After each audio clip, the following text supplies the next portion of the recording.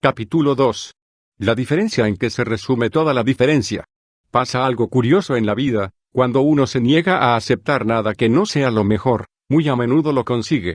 W. Somerset Maugham. Conducía por la carretera a 120 por hora cuando ocurrió.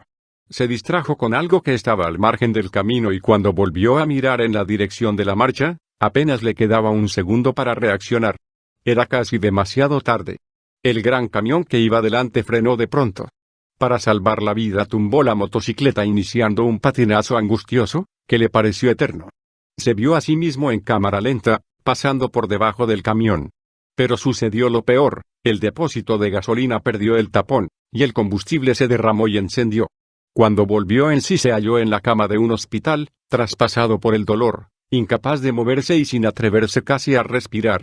Las 3/4 partes de su cuerpo estaban cubiertas de horribles quemaduras de terbrerado. Pero él se negó a rendirse. Luchó por salvar la vida, y luego por reanudar su carrera profesional, pero solo para recibir otro golpe abrumador. Un accidente de avión le dejó paralizado de la cintura para abajo para toda la vida.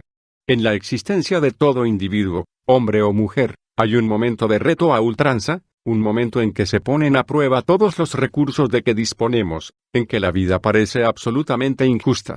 Un momento en que nuestra fe, nuestros valores, nuestra paciencia, nuestra comprensión, nuestra perseverancia se ven forzados hasta el límite.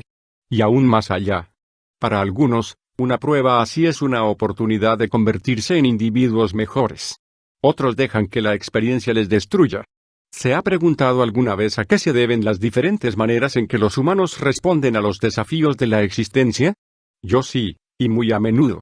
Desde siempre me han fascinado los motivos de la conducta humana tal como es, y desde que tengo uso de razón me obsesiona descubrir por qué ciertos hombres y mujeres sobresalen entre quienes les rodean. ¿De dónde salen los líderes y los triunfadores? ¿A qué se debe que muchos vivan felices pese a las peores adversidades, mientras otros que, en apariencia, lo tienen todo están llenos de desesperación, rabia y depresiones? Permita que le cuente otra historia, y observemos las diferencias entre los dos protagonistas. Se trata de un hombre que parece favorecido por la suerte. Es un profesional del espectáculo, fabulosamente rico y que tiene muchos seguidores.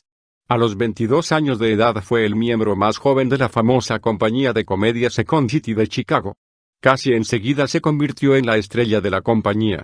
No tardó en tener un gran éxito en los escenarios de Nueva York. Durante la década de los 70 se convirtió en uno de los grandes triunfadores de la televisión, y luego en uno de los actores cinematográficos más cotizados. Se pasó al campo de la música y el triunfo fue inmediato. Tiene docenas de amigos que le admiran, una esposa amante y magníficas casas en la ciudad de Nueva York y en la isla de Martha's Vineyard, lugar de descanso de los famosos. A primera vista posee todo lo que una persona podría ambicionar. ¿Cuál de los dos preferiría ser? Difícilmente nadie se pondría en el lugar del primero. Pero deje que le cuente más cosas de esos dos hombres. El primero es una de las personas con más vitalidad, fuerza y éxito que conozco. Se llama W. Mitchell y vive actualmente en Colorado. Desde su terrible accidente de moto, ha conocido más triunfos y alegrías que muchos otros en toda la vida. Cultiva unas relaciones personales magníficas con algunos de los personajes más influyentes de los Estados Unidos. Ha ganado millones en los negocios. Incluso presentó su candidatura a un escaño en el Congreso, pese a tener el rostro grotescamente desfigurado. La consigna de su campaña: «Vóteme para el Congreso y no seré solo un guapo más». Hoy día mantiene una relación fabulosa con una mujer muy especial y se encuentra en plena campaña para el cargo de vicegobernador de Colorado. La otra persona es alguien que le resultará familiar, y que probablemente le ha proporcionado a usted bastantes horas de esparcimiento y alegría. Se llamaba John Belushi. Era uno de los cómicos más celebrados de nuestra época, y uno de los grandes triunfadores de la industria del espectáculo durante la pasada década. Belushi supo enriquecer las vidas de muchos, pero no la suya propia. Cuando falleció, a la edad de 33 años, como consecuencia de lo que el forense llamó una intoxicación aguda de cocaína y heroína, pocos de los que le conocían bien se sorprendieron. El hombre que lo tenía todo se había convertido en un toxicómano que aparentaba muchos más años de los que tenía. Exteriormente, no le faltaba nada de nada, interiormente, estaba vacío desde hacía muchos años. Los ejemplos así abundan. ¿Conoce el caso de Pete Struik? nacido sin manos ni pies, se ha convertido en un especialista de la maratón que ha corrido ya 40.000 kilómetros. Recordemos la asombrosa historia de Ellen Keller. O recordemos a Candy Leitner, la fundadora de Madres contra el Alcohol al Volante. Después de vivir una tragedia horrible ya que una hija suya murió atropellada por un conductor borracho, creó una organización que habrá salvado cientos y quizá miles de vidas. En el otro extremo de la escala, recordemos a seres como Marilyn Monroe o Ernest Hemingway, que tuvieron éxitos fabulosos y acabaron destruyéndose a sí mismos. Por tanto, yo le pregunto a usted, ¿en qué consiste la diferencia entre quienes tienen lo que hay que tener y quienes no, entre quienes hacen lo que hay que hacer y quienes no?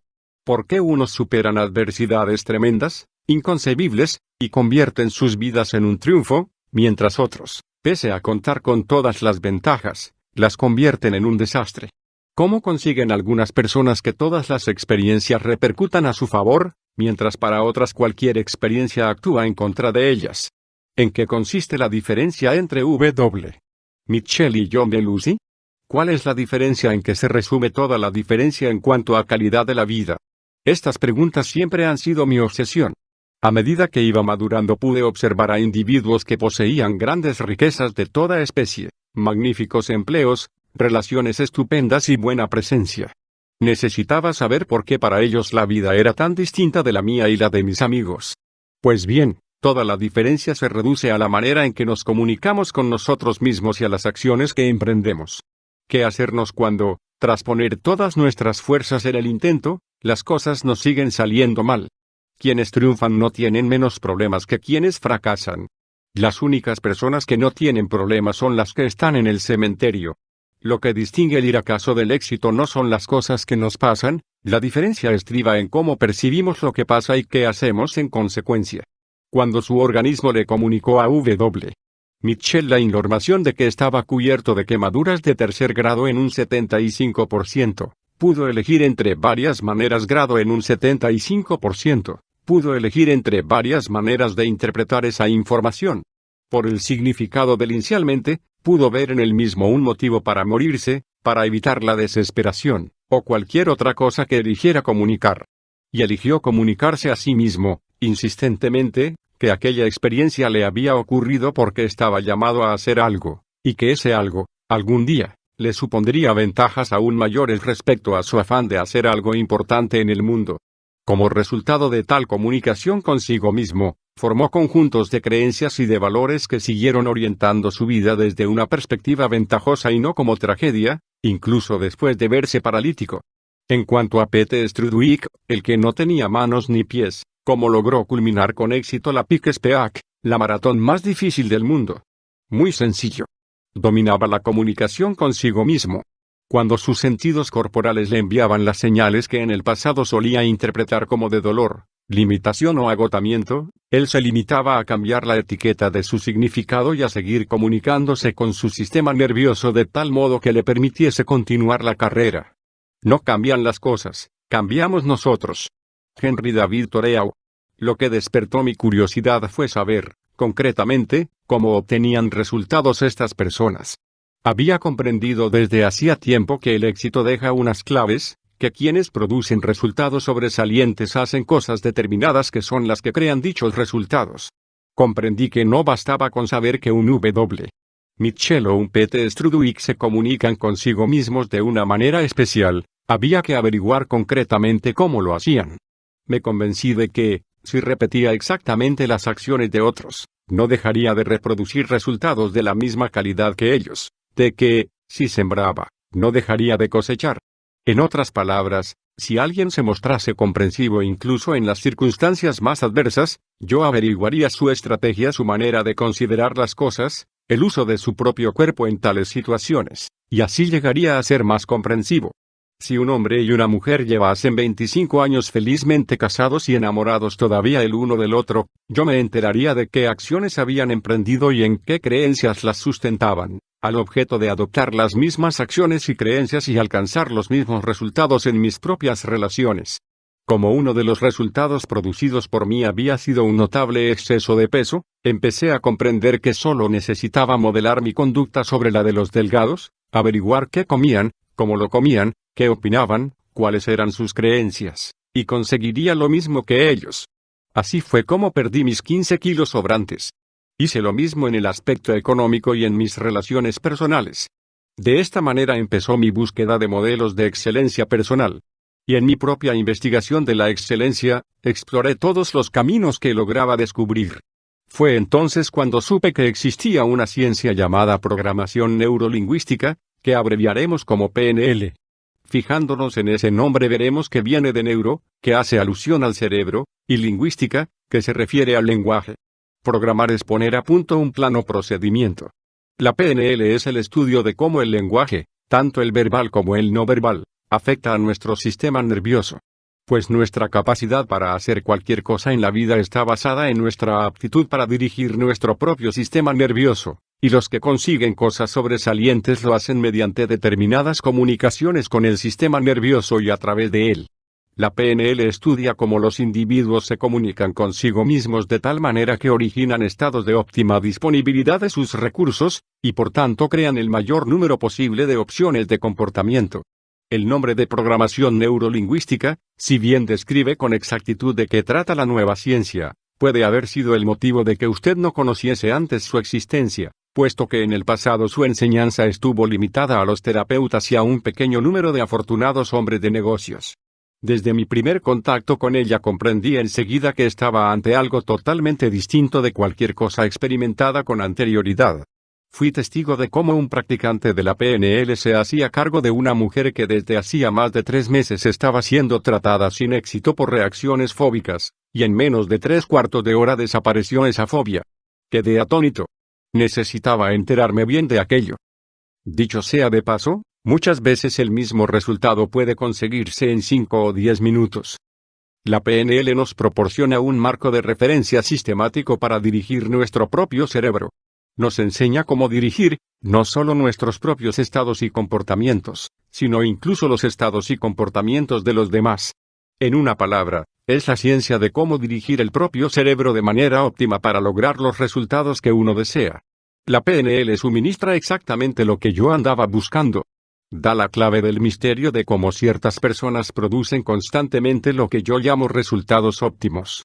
Si una persona se levanta por la mañana con prontitud y llena de energía, eso es un resultado que consigue, y por tanto se impone la pregunta, ¿cómo lo consigue?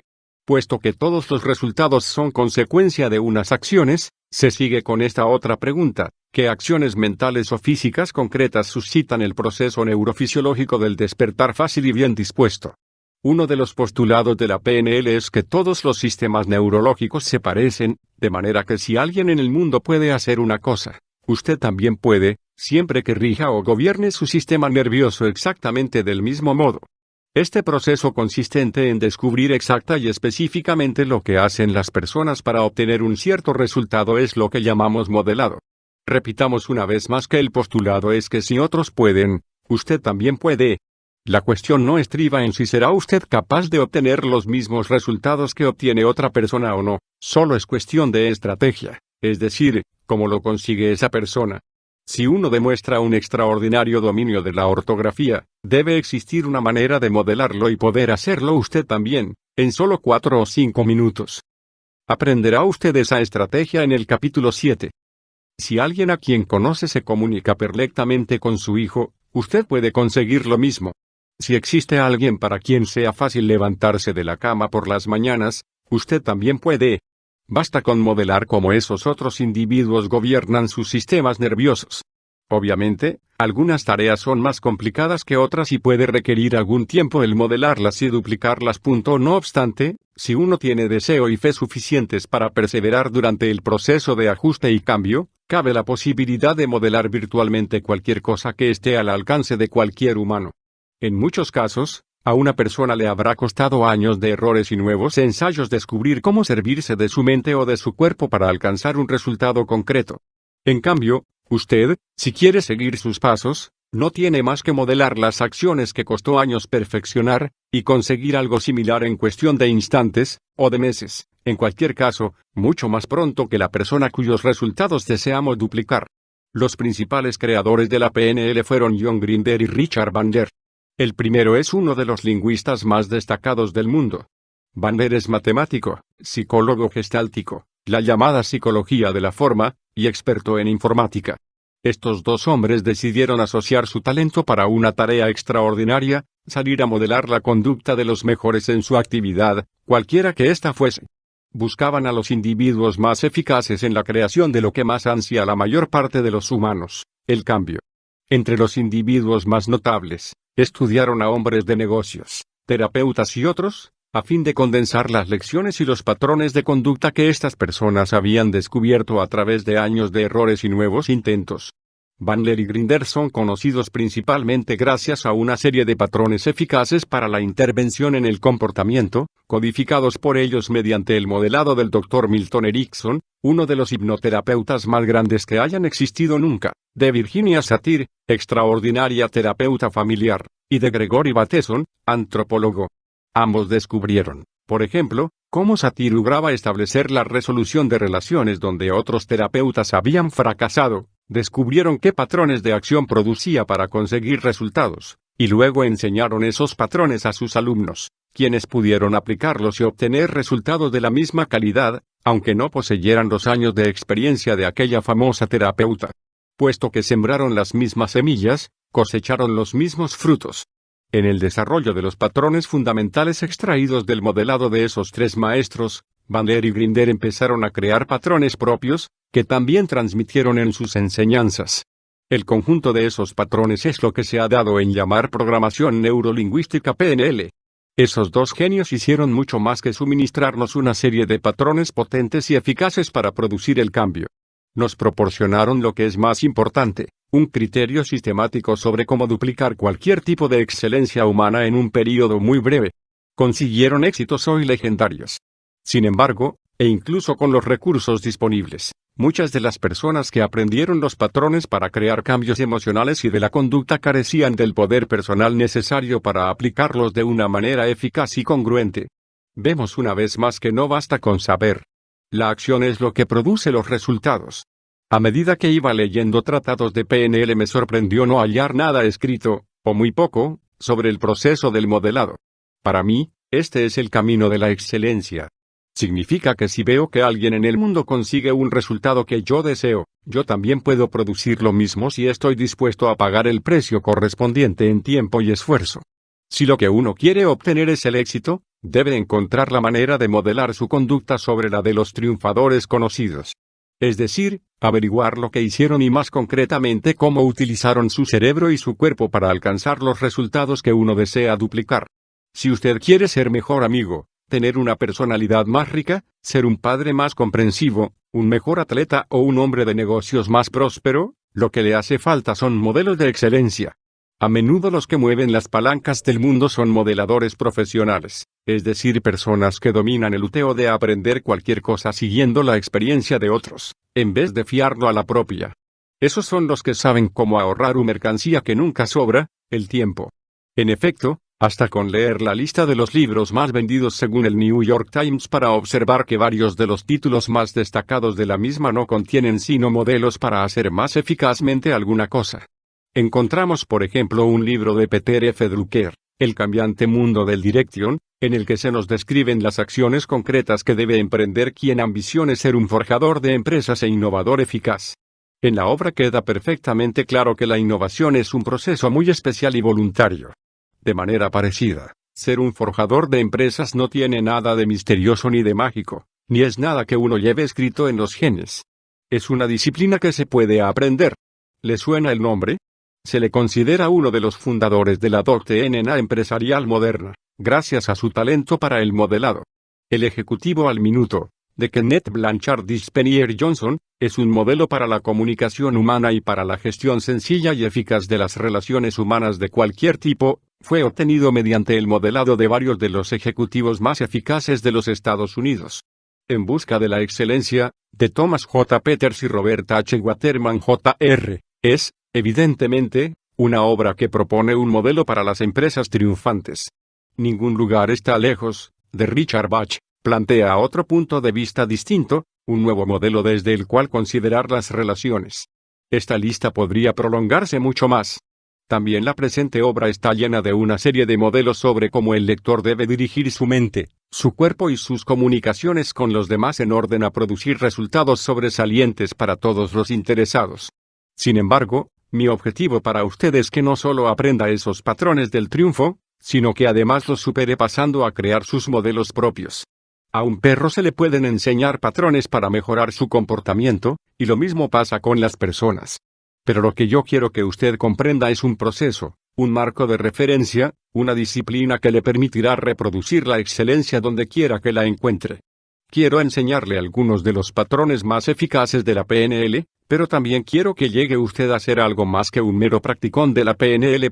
Deseo convertirle en un modelador, en alguien que se apodera de la excelencia y la convierte en algo propio, que persigue constantemente las técnicas del rendimiento óptimo, de manera que no se vea confinado a una serie de sistemas o de patrones, sino capacitado para buscar permanentemente nuevos y más eficaces medios para producir los resultados que usted ambiciona. Para modelar la excelencia es preciso convertirse en un detective, un investigador, en alguien que plantea preguntas interminables y que persigue todas las claves de aquello que produce la excelencia. Yo he enseñado a los mejores tiradores de pistola del ejército estadounidense cómo tirar mejor, tras descubrir los patrones exactos de la excelencia en materia de tiro con pistola. He aprendido las habilidades de un maestro de karate, observando lo que estos piensan y hacen. He mejorado los rendimientos de numerosos atletas profesionales y olímpicos. Para ello tuve que encontrar la manera de modelar con exactitud lo que hacían esas personas en el momento de producir sus mejores resultados, y luego enseñarles cómo obtener ese mismo rendimiento a voluntad. Construir a partir de los éxitos de otros es uno de los aspectos fundamentales del aprendizaje, en muchas de sus variedades. En el mundo de la técnica, cada avance tecnológico o nuevo diseño de ordenadores va precedido, naturalmente, de otros descubrimientos e innovaciones anteriores. En el mundo de los negocios, las empresas que no aprenden del pasado y no utilizan la información más actualizada de que se puede disponer, están condenadas al fracaso. En cambio, el mundo de la conducta humana es uno de los pocos en donde todavía rigen teorías e informaciones pasadas de moda. Muchos de nosotros seguimos utilizando el modelo decimonónico acerca de cómo funciona el cerebro y de cuáles son los móviles del comportamiento. A una cosa que desconocemos le ponemos la etiqueta de depresión, y eso es lo que nos permite decir que estamos deprimidos. La verdad es que esas palabras pueden ser profecías que se realizan a sí mismas. En este libro se describirá una técnica madura y directamente aplicable para crear la calidad de vida que usted desee. Bandler y Grinder descubrieron que son 3 los ingredientes básicos que deben duplicarse al efecto de reproducir cualquier forma de excelencia humana. Son, en realidad, las 3 formas de acción mental y física que guardan una relación directísima con la calidad de los resultados que obtenemos. Podemos considerarlas como las 3 puertas de acceso a un espectacular banquete. La primera puerta representa el sistema de creencias de una persona. Lo que una persona cree, lo que juzga factible o no, en gran medida determina lo que es capaz de hacer o no. Hay un antiguo dicho que reza, tanto si crees que puedes hacer una cosa como si no, tienes razón. Hasta cierto punto esto es cierto, ya que cuando uno considera que no puede hacer algo, envía a su sistema nervioso mensajes coherentes que limitan o suprimen su capacidad para hacer precisamente ese algo. Por el contrario, si envía usted a su sistema nervioso mensajes constantes y coherentes que reflejen la convicción de que puede hacerlo, estos transmiten a su cerebro la señal para que produzca el resultado deseado y ello abre la posibilidad de hacerlo. Así que si uno logra modelar el sistema de creencias de una persona, habrá dado el primer paso para actuar como lo hace el modelo y producir un resultado similar. En el capítulo 4 consideraremos más detenidamente los sistemas de creencias. La segunda puerta que debe abrirse es la de la sintaxis mental de una persona. La sintaxis mental es el modo en que los individuos organizan sus pensamientos. Dicha sintaxis es como un código. Un número de teléfono consta de 7 dígitos, pero hay que marcarlos en el orden correcto para establecer contacto con la persona con quien se desea hablar. Lo mismo se aplica cuando uno quiere establecer contacto con aquella parte de su cerebro y de su sistema nervioso que más eficazmente puede ayudarle a lograr la reacción que se propone conseguir. Un caso evidente es el de la comunicación interpersonal. Muchas veces las personas no se comunican bien entre sí porque utilizan distintos códigos, distintas sintaxis mentales. Descifre usted los códigos y habrá pasado la segunda puerta hacia el modelado de las mejores cualidades de la gente. Consideraremos la sintaxis mental en el capítulo 7. La tercera puerta es la fisiología. Entre la mente y el cuerpo existe una vinculación total. El modo en que utiliza usted su fisiología, la manera de respirar, las posturas y actitudes corporales, las expresiones faciales, la naturaleza y la calidad de sus movimientos, determinan efectivamente el estado en que se encuentra. Y a su vez, determina la variedad y la calidad de los comportamientos a su alcance. Estudiaremos la fisiología desde ese punto de vista en el capítulo 9. En realidad, nunca dejamos de modelar. Cómo aprenden a hablar los niños. Cómo aprende un atleta joven de otro más avesado. Cómo aprende a estructurar su compañía el empresario en ciernes. He aquí un ejemplo sencillo de modelado, tomado del mundo empresarial. En este mundo, muchos ganan mucho dinero gracias a lo que yo llamo el lago diferencia de fase. Estamos en una cultura lo bastante homogénea como para que lo que funciona en un lugar funcione también, a menudo, en otro. Si alguien ha montado un negocio próspero vendiendo pastas de chocolate en un punto céntrico de Detroit, muy probablemente el mismo negocio podría ir bien en un punto céntrico de Dallas. Si un servicio de mensajeros consigue hacerse famoso en Chicago vistiendo a sus empleados con un uniforme llamativo, es probable que se consiguiera lo mismo en Los Ángeles o en Nueva York. Lo único que hacen muchos de quienes triunfan en los negocios consiste en descubrir algo que haya servido en algún lugar y repetirlo en otra parte antes de que haya pasado la fase o período de gracia. No se necesita sino adoptar un ISREM aprobado y duplicarlo, o lo que tal vez sería mejor, perfeccionarlo. Quienes actúan así tienen el éxito virtualmente garantizado. Los modeladores más grandes del mundo son los japoneses. ¿A qué se debe el estupendo milagro de la economía japonesa? ¿A las innovaciones brillantes? A veces.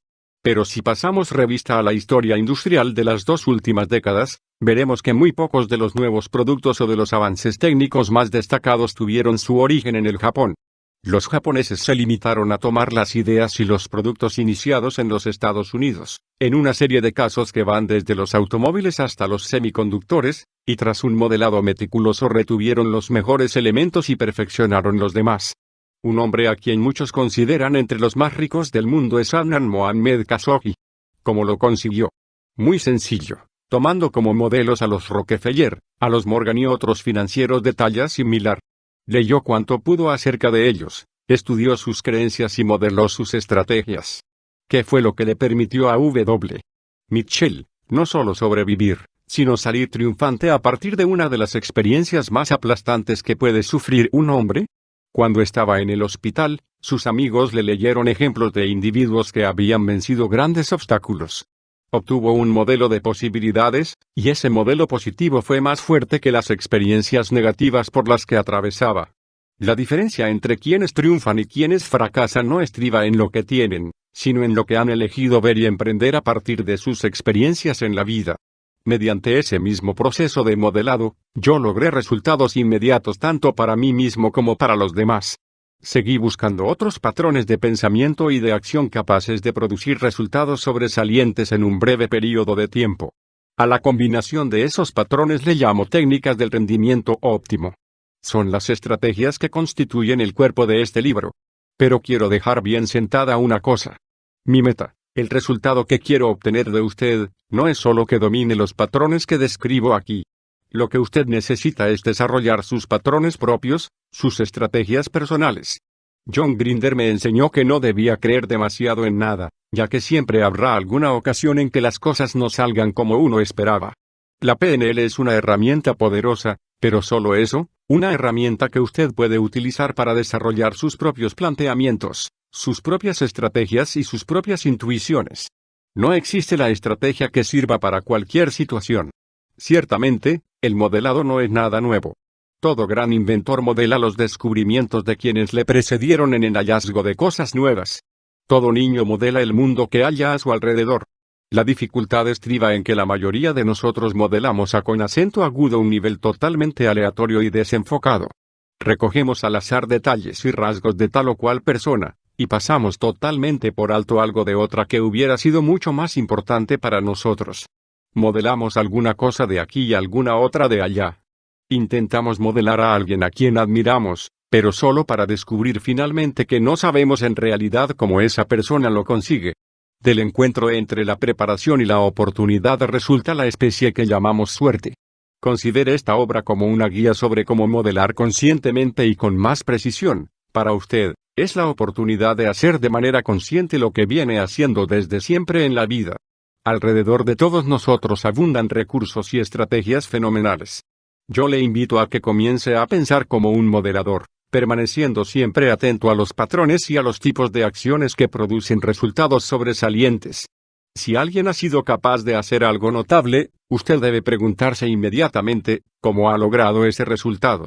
Y espero que continuará usted en busca de la excelencia, de la magia oculta en todo lo que ve, y que averiguará cómo se produce, de manera que podrá crear resultados de igual categoría siempre que quiera. El próximo tema de nuestra investigación será qué es lo que determina nuestras reacciones a las diferentes circunstancias de la vida. Vamos a seguir estudiando.